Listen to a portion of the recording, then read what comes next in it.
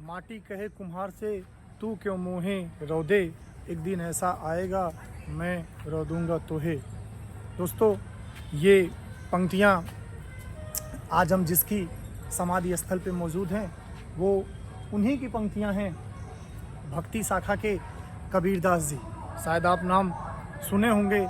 ये हमारे मगहर संत कबीर नगर ज़िले के अंतर्गत आने वाले एक तहसील मगहर तहसील है, जहाँ पे इनका समाधि स्थल मौजूद है।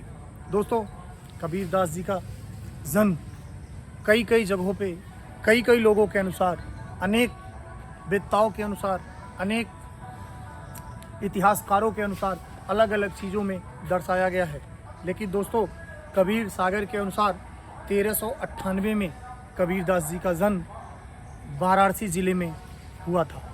दोस्तों, कबीरदास जी के जन्म के बारे में कई सारी भ्रांतियां हैं, लेकिन कबीरदास जी ज्येष्ठ शुक्ल पक्ष पूर्णिमा दिन सोमवार को इनका जन्म माना जाता है।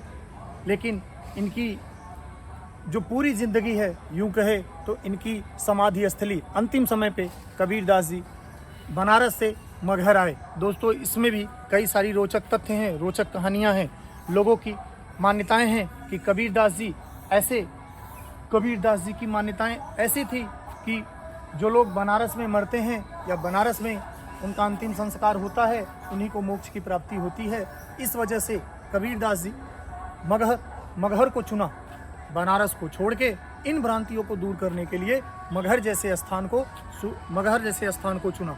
भक्ति काल के एक बेहतरीन कवि कबीरदास जी, जिनका समाधि स्थल आज हम उन्हीं के समाधि स्थल पे मौजूद हैं। हमारे पीछे आपको दिख रहा होगा, ये कबीरदास जी की समाधि स्थल है, ये मगहर स्थान है। आपको बताया दोस्तों, कबीरदास जी श्री रामचंद्र जी को मानते थे।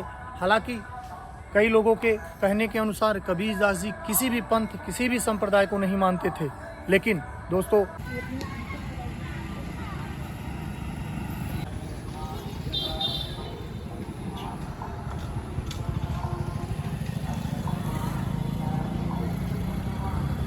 कबीरदास जी दोनों धर्म के लोगों के मतों को नहीं मानते थे। कबीरदास जी एकता के पुजारी थे। कबीरदास जी अपने हिसाब से दोनों धर्म के लोगों को चलने देना नहीं चाहते थे। कबीरदास जी का मत था कि ना हिंदू है, ना मुस्लिम है, ना सिख है, ना ईसाई है। कबीरदास जी सभी धर्मों को बराबर रूप में देखते थे। कबीरदास अपने हिसाब से किसी भी लोगों को किसी भी धर्म पे हावी होने देना नहीं चाहते थे।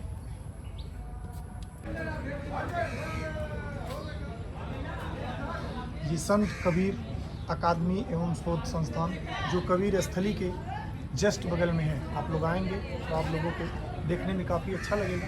काफ़ी खर्चे से बनाया गया है और कबीर दास जी के समाधि स्थल के बगल में है ये कबीर। आपको बताएं, कबीरदास जी को हिंदू और मुस्लिम दोनों मजहब के लोग अपने अपने हिसाब से देखते थे। लेकिन कबीरदास की जो सोच थी वो दोनों लोगों से जुदा थी और अलग थी। कबीरदास जी किसी भी धर्म को नहीं मानते थे और वो दोनों धर्म के लोगों पे बराबर का प्रहार करते थे और बराबर का विरोधाभास था। कबीरदास जी की बातों में अगर माना जाए तो वो दोनों धर्म के लोगों को अपने अपने हिसाब से समझने नहीं देते थे।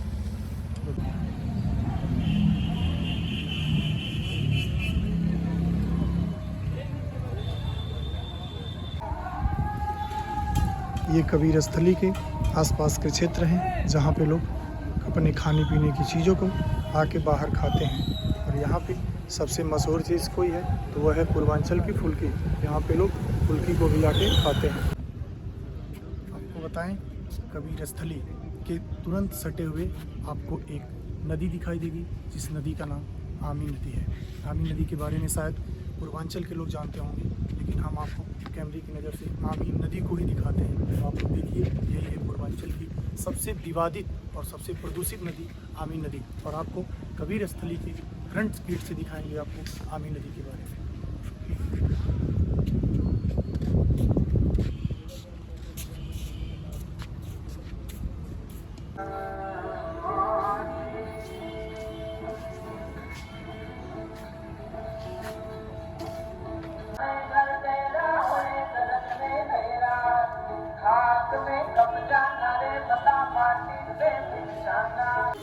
कबीरदास जी के पद चिन्हों पे चल के, चाहे हिंदू हो चाहे मुसलमान हो, इन सभी ने एक दूसरे के सामने एकता की मिसाल पेश की है। दोस्तों आपको बता दूं, कबीरदास जी ना हिंदू थे ना मुस्लिम थे, लेकिन इन्हीं के पद चिन्हों पे चलने के साथ ही हमारे देश में जो भी इस तरीके के लोग होते हैं वो काफ़ी अच्छे तरीके से मिलजुल के रहते हैं। कबीर जी को काफ़ी हिंदू धर्म में लोग मान्यता देते हैं, लेकिन आपको बताया दोस्तों, कबीरदास जी को हिंदू और मुस्लिम दोनों धर्म के लोग मानते हैं, लेकिन उनके कहने का अनुसार ना कबीरदास जी हिंदू थे ना मुस्लिम थे, ये उनके मतों के हिसाब से देखना रहता। आइए हम आपको दिखाते हैं कबीर मठ, जो कि हम उसी मठ के सामने हैं और आपको सीधे कबीर मठ ही दिखाते हैं। आइए आप देखिए कैमरे की नज़र से कबीर की धूरी या कबीर मठ मगहर में जो स्थित है, आपको हम दिखाते हैं सीधे कबीर मठ से लाइव। आप देखिए कबीर मठ।